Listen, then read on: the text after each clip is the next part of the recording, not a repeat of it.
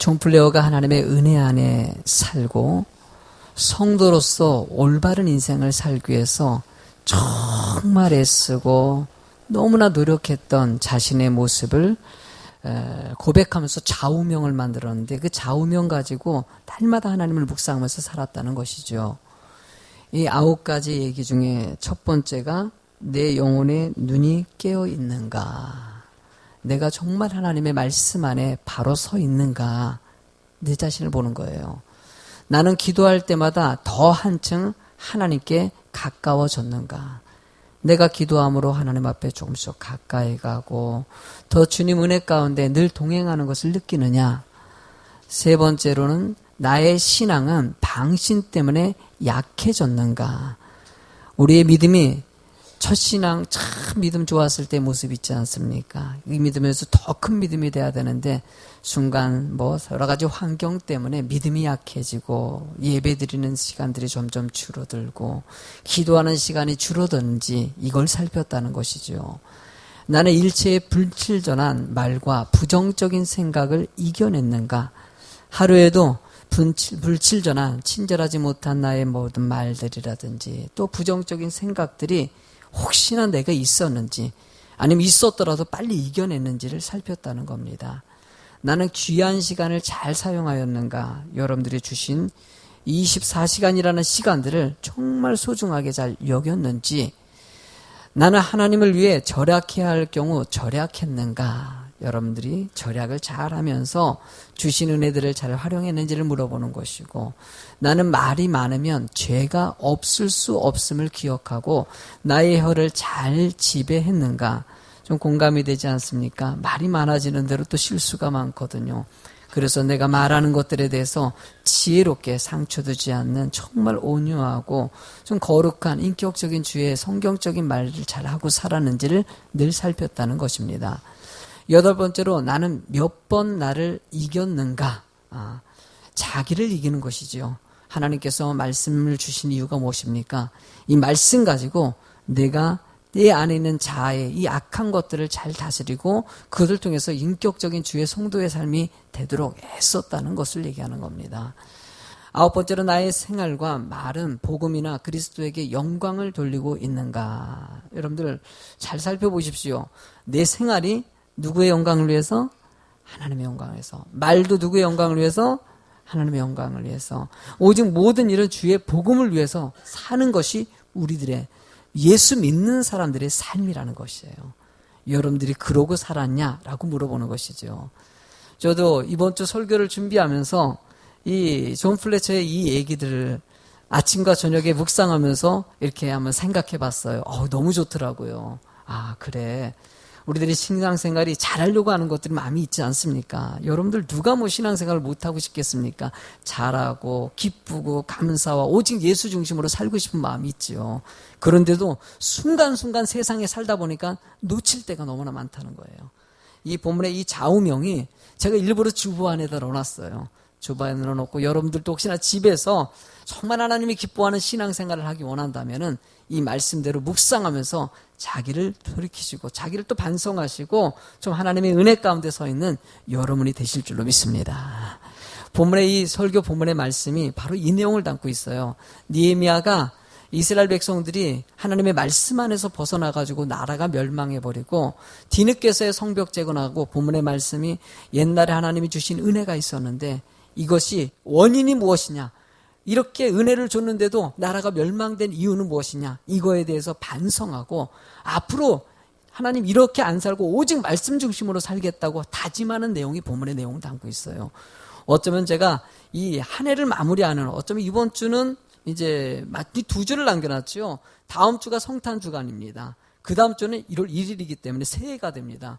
성탄절에는 또 절기설교가 들어가기 때문에 일반 우리 강의 설교로서는 오늘 느헤미야 강의가 마지막 설교가 되겠죠. 근데 마지막 설교이면서도 너무나 좋은 또 이 반성과 새 출발을 얘기하고 있기 때문에 여러분들에게도 큰 힘이 될 것입니다.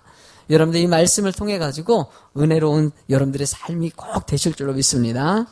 첫 번째로는요, 꼭 알아야 할 것을 알게 하시는 하나님의 은혜가 있습니다. 저도 자식을 키웁니다. 키울 때 자식이 말을 안 들을 때마다 저는 매를 듭니다. 매가 있어가지고 그래서 때립니다. 때릴 때마다 가끔 물어보는 얘기가 있습니다. 야, 너 몇 대 맞을 거냐? 물어볼 때가 있어요. 너 몇 대 맞을래? 그러면 이제 뭐 아들이 와가지고 한 대만요. 그럴 때가 있어요. 그럼 내가 한 대만 그러면은 네가 지금 잘못한 것은 이게 5대짜리야. 그냥 5대를 너는 맞아야 되겠다. 그러면은 한 대만 맞겠다는 거예요. 근데 결국은 내가 5대를 때려요. 왜냐면은 잘못된 것이 지금 5대짜리 잘못을 했기 때문에. 여러분들, 하나님은 여러분들을 사랑하셔요. 제가 사랑의 매라는 표현을 하지 않습니까? 믿음대로 살고 은혜 가운데 살아가면은 하나님이 그에게 큰 복을 주시지만은 말씀 안에 벗어난다든지 하나님은 은혜 가운데 벗어났을 때는 하나님은 여러 가지 다양한 방법으로 권면도 하시고 깨닫게 하지만은 그래도 벗어나면은 때에 따라서는 매를 듭니다. 이스라엘 백성들이 마찬가지입니다. 사사시대, 열왕기 시대를 갖다 거치면서 이스라엘 백성들이 하나님 앞에 말씀 안에 벗어나가지고 세상의 성전 안에서 우상 숭배하는 일까지 벌어졌어요. 어떻게 이런 일이 벌어집니까?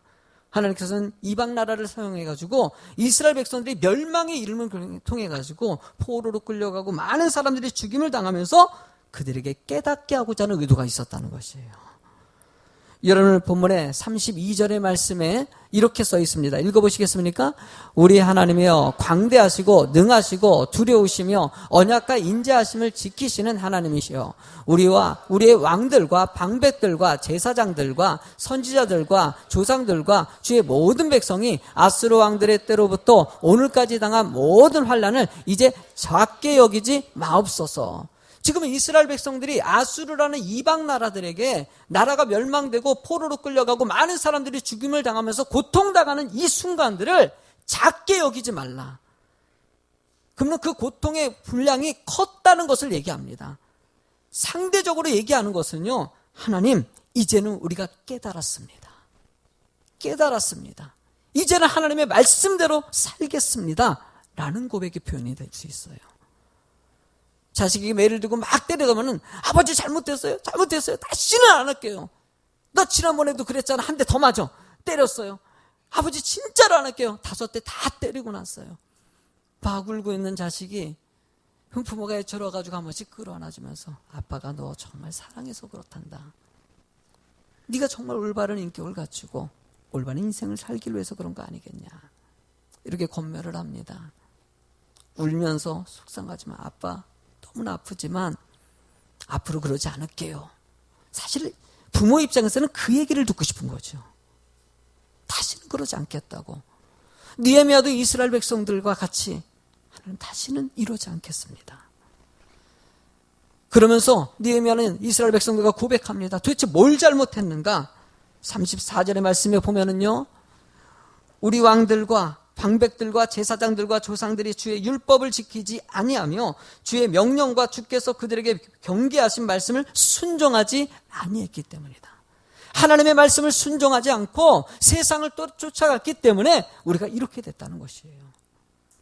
35절에 이어가지고 그들이 그 나라와 주께서 그들에게 베푸신 큰 복과 자기 앞에 주신 넓고 기름진 땅을 누리면서도 주를 섬기지 아니하며 악행을 그치지 아니하였으므로 라고 얘기하고 있습니다. 하나님께서 이스라엘 백성들이 애굽의 노예로 인생을 살지 않았습니까? 노예로 살던 이스라엘 백성들을 출애굽해가지고 가나안 땅에서 정착해서 그 기름진 땅에서 나라를 이루게 했어요.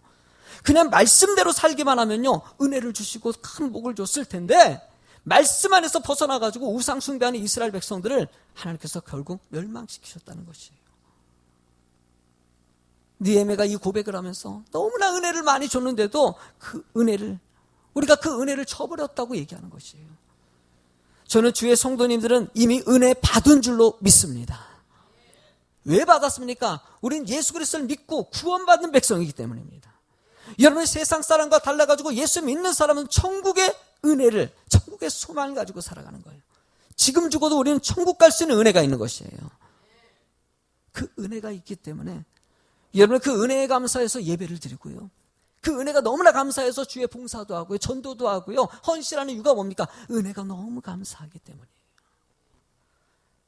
여러분, 순간에 그 은혜를 저버렸을 때 여러분, 하나님의 그 놀라운 은혜가 있었는지 하면서 까먹어 버릴 때가 있어요. 예배가 왜 중요하냐? 말씀이 왜 중요하냐? 그 은혜를 계속 잊지 않게 하는 것이에요. 잊지 않게 하는 거예요. 또 기억해서 하나님은 나를 사랑하신다. 오늘도 이번 주에도 하나님은 나를 사랑하신다. 하나님은 또 그래도 나를 사랑하신다. 이것을 느끼게 하고자 하는 거예요. 여러분들, 하나님이 여러분들을 사랑하신 것을 느끼십니까? 좀 느꼈으면 좋겠어요. 늘 하나님께서는 여러분들을 사랑하시고, 정말 사랑한다면 잘못된 것들이라면 깨닫게 하시고, 잘한 것들이 있다면 칭찬해 주고 상을 주시고자 하는 것이 하나님의 계획이라는 것이에요.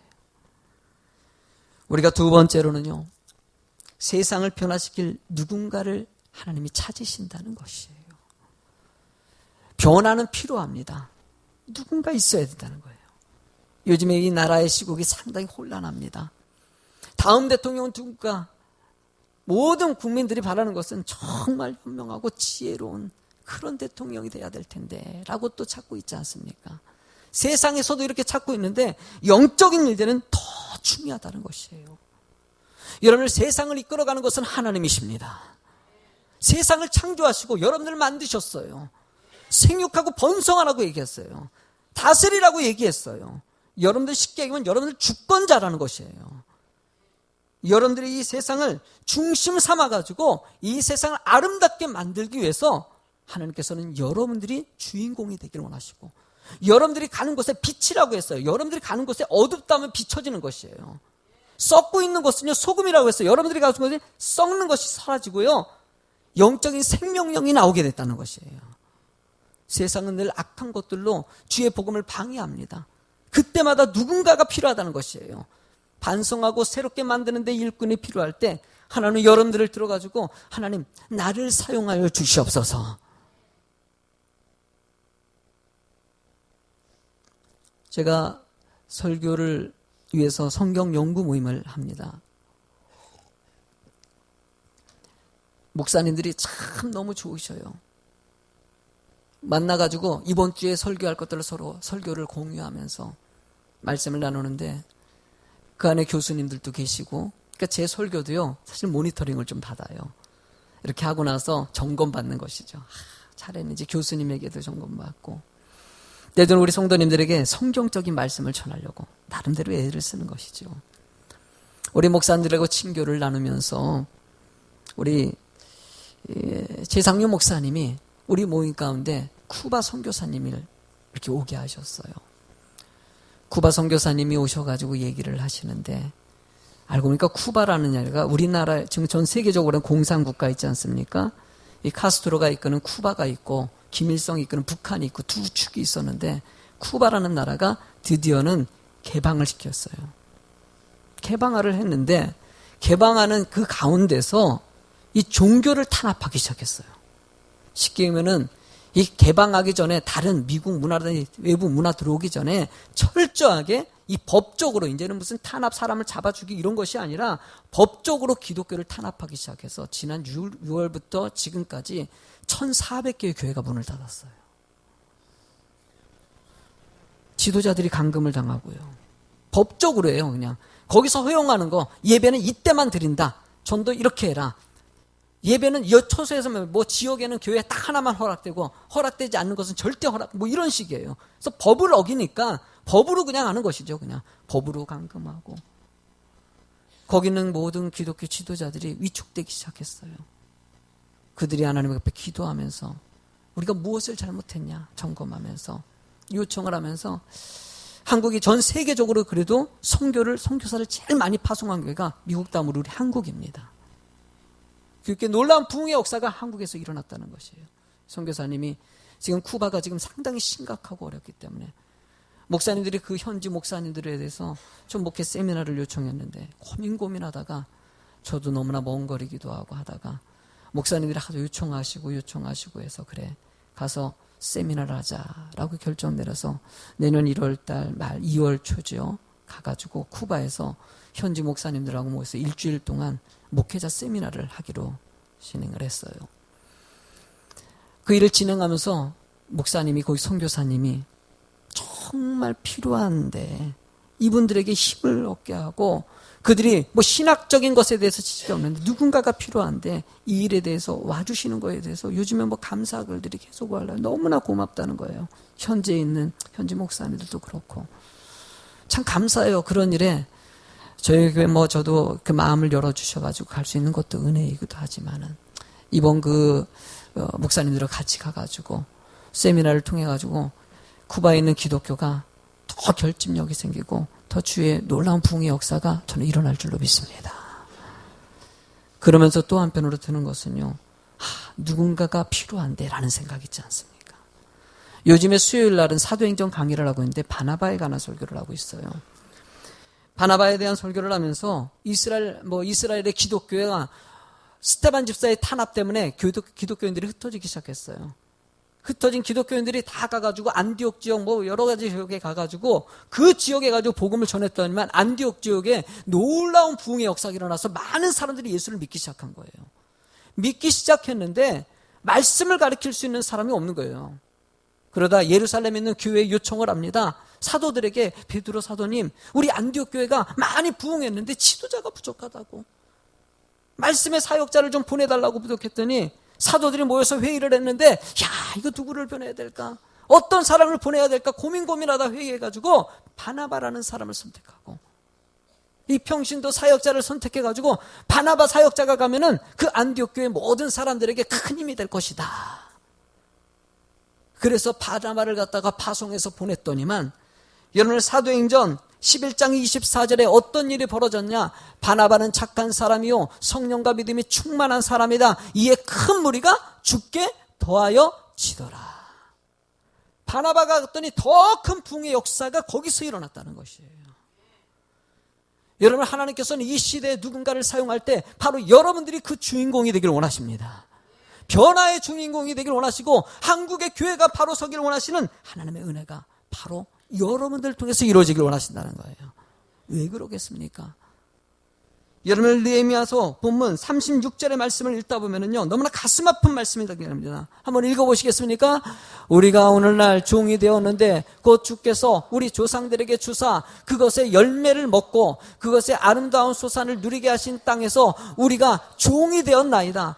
하나님께서는요 가나안 땅을 주신 것은 그 땅에서 여러분들이 축복을 누리고 세상이 믿지 않는 사람들을 향해서 하나님의 영향력을 미치는 민족이 되길 원했던 것이에요.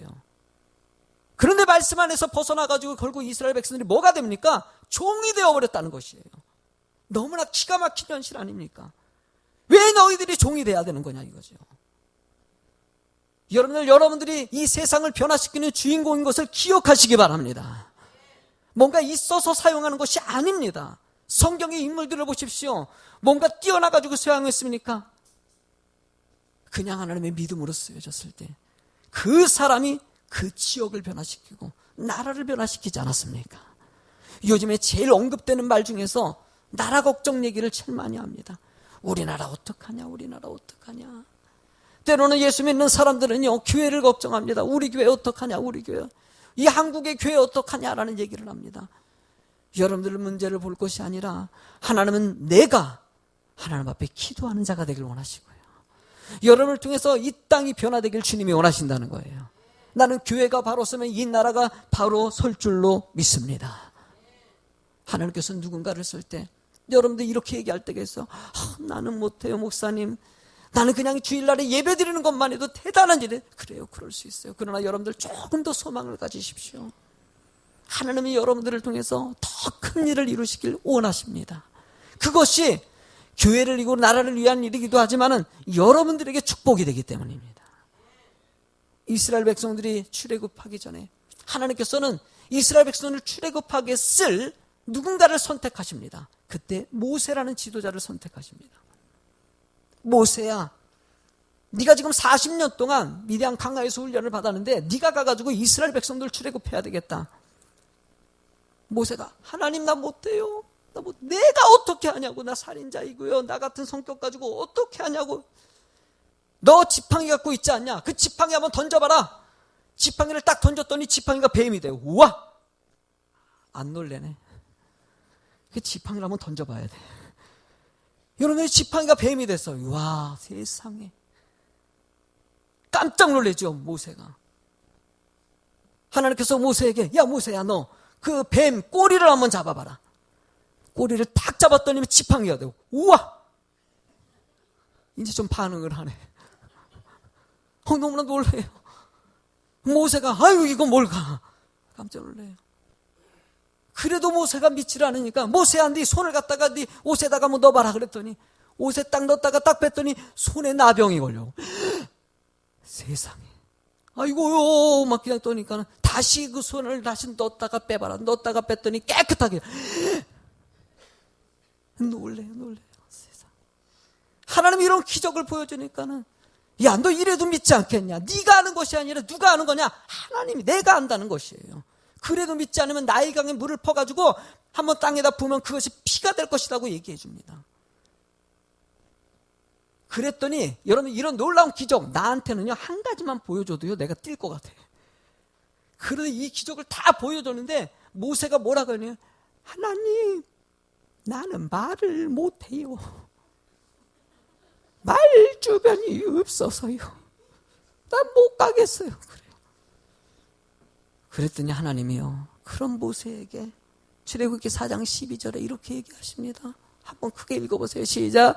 이제 가라. 내가 내 입과 함께 있어서 할 말을 가르치시리라. 아멘. 누가 하신다는 것입니까? 누가 하신다는 것입니까? 누가 하신다는 것입니까? 내가 하는 것이 아니라 하나님이 하신다는 것이에요. 하나님이 하시는 거예요. 제가 참 연말이 되다 보니까 새해를 준비하면서 내 자신을 참 많이 반성합니다. 내가 정말 잘해야 될 텐데 부족한 것들이 많이 보여지고요. 최근에 안 하던 것을 좀 합니다. 우리 교회 리더자들과 좀 소통 좀 하려고 요즘에 만나가지고 이 얘기 저 얘기를 듣게 됩니다. 들을 때마다 느끼는 것이 참 내가 이렇게 했으면 좋았을 텐데 이런 일도 있구나, 저런 일도 하구나. 또 하나의 드는 생각은요, 그래, 목회는 혼자 하는 게 아니다. 박창훈 목사 한 사람이 잘나가지고 되면은 그것이 아니라는 거예요. 성도님과 마음 모아가지고 같이 은혜 가운데 정말 이해를 도울 것은 얘가 충분히 이해를 시키고 더 견수렴하면서 같이 한 마음이 된다면은 우리 교회 정말, 우리 교회 성도님 같이 좋은 분들이 어디 있어요? 여러분들 얼마나 세상에 이런 분들이 어디 있어요? 너무너무 좋은 분들이거든요. 제가 진짜 복이 많은 거예요. 우리 권사님 늘 할 때마다 목사님 뭐 복이 많은 것이에요. 목사님 뭐 복이 많은 것이에요. 그래요. 사람들 잘 만났다는 거예요. 그 말 속에는 나는 별 볼 일 없고 성도들 잘 만나서 목사님 복 있다는 게 맞아요, 사실은. 그래도요, 제가 부족한 게 많지만요, 한 가지 자랑할 것은요, 일단 기도하자는 사고는 좀 갖고 있어요. 하나님 기도합시다. 하나님 기도합시다. 내가 하는 것이 아니라는 이것도 맡기고 저것도 맡기고. 저는 2017년도에 더 맡기는 애가 될 줄로 믿습니다. 더 맡깁시다. 여러분들도요, 여러분들이 하려고 하지 마십시오. 그냥 내려놓고 주님께 맡기고, 은혜 가운데 따라가다 보면요, 하나님이 뭐 돛을 놓고 배 딱 띄워놔가지고요, 내가 막 젓고 갈 것이 아니라 그냥 맡겨놓는 거예요. 이렇게 흘러가고 저렇게 바람 불고 해서 결국은 축복의 곳에 있게 하십니다. 여러분, 마지막으로 세 번째, 무엇을 해야 할지 기도해야 합니다. 아멘. 저는 우리 교회가 참 은혜가 있길 소망해요.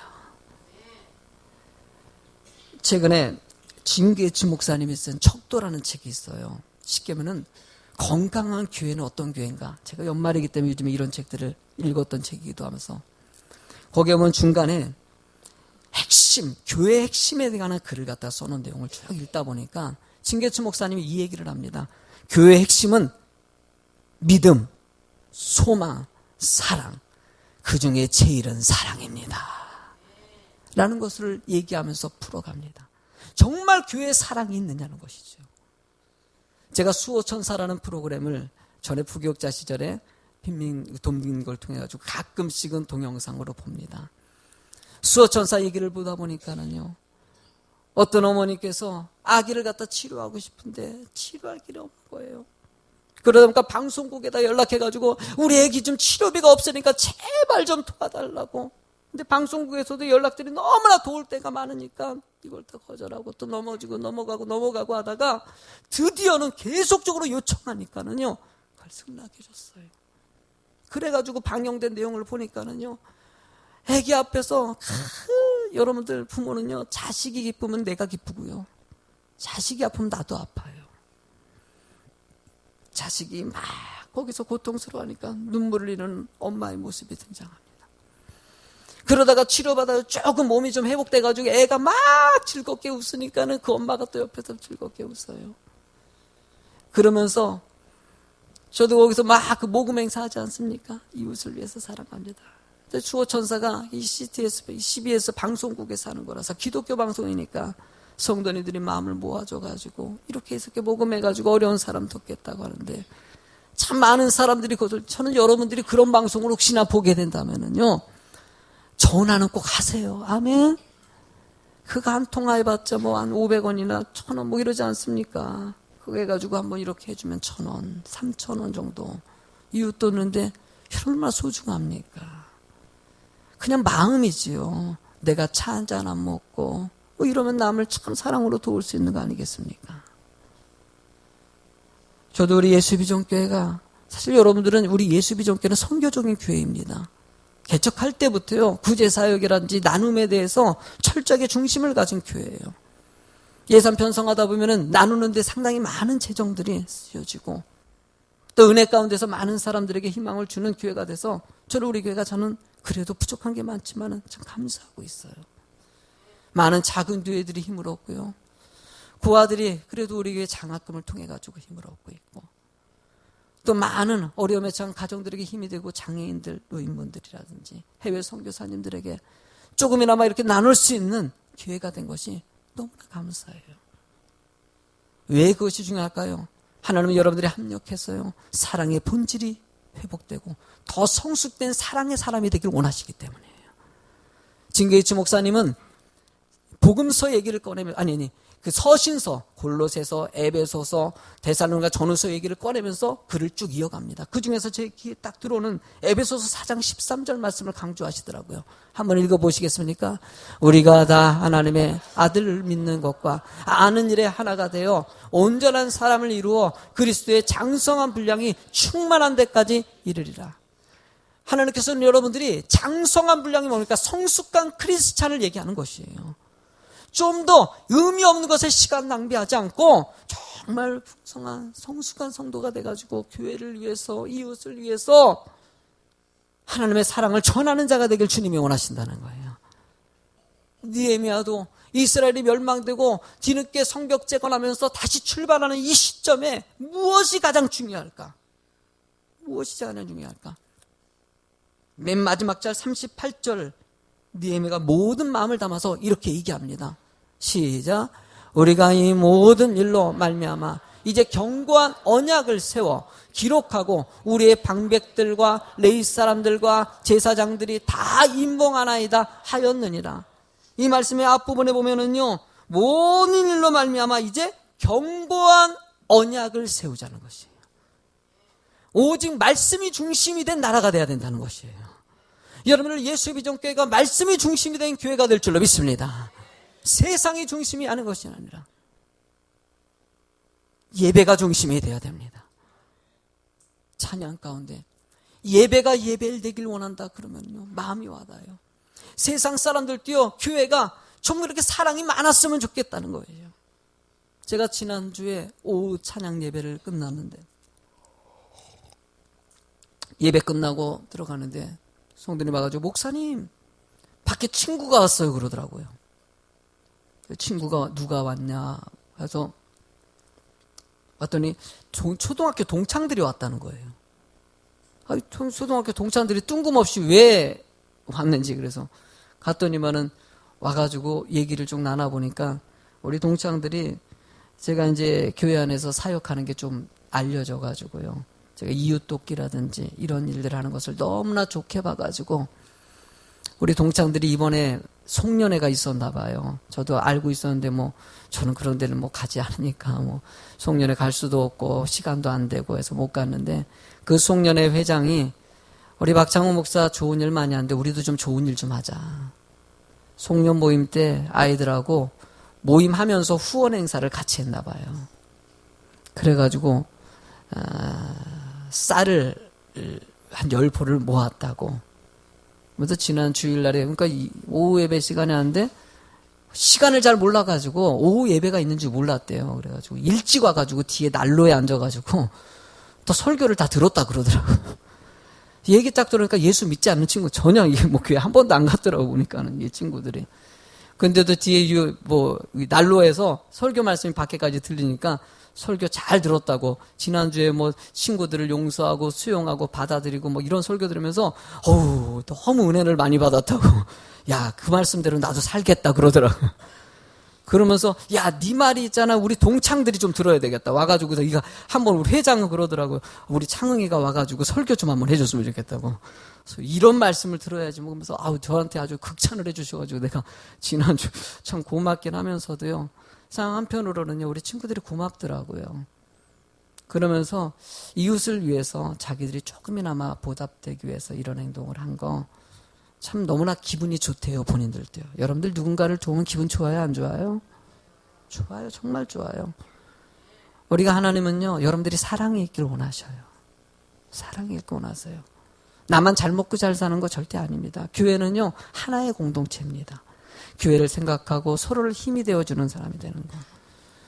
저희 교회가 새벽 예배를 드리는데 사실 우리 교인이 아닌데도 새벽 예배 고정적으로 오시는 분이 계셔요. 일단 한 번도 안 빠지는 분이 있어요. 2분이 그러셔요.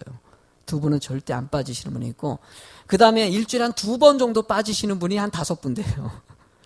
일주일에 그래도 꼭 2번씩 나오는 분, 한 3, 4번 빠지시는 분이 한 10명 정도 돼서 보통 그래도 한 10명 정도의 고정 멤버가 있어요. 우리 교인이 아닌데. 그분들이 와서 새벽 예배를 꼭 드리시면서 제가 그분들을 참 격려해요. 왜냐면은 사실 교회가 멀리 있는데도 본교회 갈 수 없으니까 새벽 예배는 저희 교회를 나오시는 것이거든요. 그러면서 그분들에게 늘 격려하면서 참 목사님이 힘이 되겠다. 세상에 그렇게 먼데도 그 주일날이면은 가까운데, 저는 우리 교인들에게 또 멀리 이사 가면은 가까운데 섬기라고 하면 다 가더라고, 다. 참, 우리는 목사님에게 그런 말을 참 순종도 잘하셔. 가끔 안 갔으면 좋겠는데. 근데도 잘 가요. 그래서 그냥 은혜 가운데 거기서 가까운데 섬기는 게 좋다고 제가 꼭 얘기를 해드려요. 그런데 또 그분들은 먼데도 본교회 섬기고 또 목사님과 한마음이 되겠다고 그렇게 애쓰는, 사실 목사도 그러거든요. 한마음이 되는 성도들이 있을 때 그렇게 큰 힘이 되거든요. 저도 성경적인 목회를 하고 싶어요. 우리 성도님들이 마음 모아서 우리 박장 목사님과 이웃을 사랑하고 믿지 않는 영혼들에게 복음을 전하고 어려운 사람들에게 사랑을 나눌 수 있는 그런 기회 됐으면 좋겠어요. 나름대로 그냥 그거 중심 가지고 그냥 애쓰면서 지금 가고 있고 또 노력해 보려고 그래요. 여러분들 본문의 이야기도 하는 것도 마찬가지입니다. 말씀이 중심이 되면 세상은 교회를 칭찬하게 돼 있습니다. 예수 믿는 사람을 칭찬하게 돼 있어요. 야, 예수 믿는 사람 다르다. 저는 우리 예수비전교회가 지역에 예수비전교회 정말 좋다 이런 소리 듣고 싶어요. 여러분들이 어딜 가서든지 야, 예수비전교회 성도님들 진짜 좋더라 이런 소리 듣고 싶어요. 여러분들 그런 얘기할 때마다 부끄럽습니까? 아니에요. 우리 함께 할 수 있습니다. 함께 만들어갈 수 있어요. 저는 우리 예수비전교회를 통해서 이런 은혜가 가득 채워주고요. 이런 견고한 말씀을 갖다 기록하라고 하지 않습니까? 잘 메모로 남기라는 것이에요. 그것을 인봉하라는 것이에요. 인봉해가지고 잘 간직하라는 것이에요. 그리고 그것을 인봉하라는 것은 절대 그 말씀에서 벗어나지 말라는 것도 의미해요. 저는 여러분들 알다시피 사진 찍는 거 되게 좋아하는 거 아시죠? 사진 찍는 게 뭔지 아십니까? 기록하는 거예요, 여러분들. 우리 성도님들 교회에서 막 성수하시고 교사하시고 친교 나누고 막 장애인 봉사하시고 어저께도 우리 청년들이 장애인 그 강명 사랑의 집 가가지고 목욕 봉사하고 얼마나 참 너무나 귀해요, 우리 아이들. 우리 학생들도 그런 얘기하고요. 저는 우리 교회 모습이 그래도 감사해요. 왜 그걸 사진을 찍냐? 남기는 것이에요. 다 기록해가지고 나중에 이걸 꺼내봐가지고 이때 이게 있었지 저게 있었지라고 하기 때문에 나도 부지런히 찍고 있는 것이. 여러분들에게 사진 선물하는데 목사님 이 사진값이 얼마나 돈이 중요한 게 아니라 성도님들의 그런 밝고 교회안에서 신앙생활하는 모습을 주는 것이 저에게는요 취미생활이에요. 여러분들의 하나님이 주어진 사명들을 잘 간직하시기 바랍니다. 그리고 후대에 남기십시오. 여러분들의 자식들과 또 모든 사람에게 남길 수 있는 거. 마지막 우리 송년 기도회가 있지 않습니까? 이럴 때도 자식들 같이 데리고 오세요. 자녀를 위해서 기도하시고 2주 동안, 1주 동안 준비하시다가 기도하면은요, 여러분들에게도 복이요. 자식들도 그런 기도하는 부모 보기를 원하는 거예요. 제가 제일 자랑하는 거 있지 않습니까? 우리 엄마예요. 내가 하나님 믿지 않고 속색였을 때 끊임없이 새벽 기도했던 우리 엄마는 평생 저의 자랑이 됐어요. 여러분들, 하나님의 아름다운 모습들을 보여줄 수 있는 부모 되시고요. 그런 은혜를 실천하는 여러분 되시기 바랍니다. 여러분들 우리 이 선교 후원 신청서 여러분들이 한번 이거 꺼내보세요.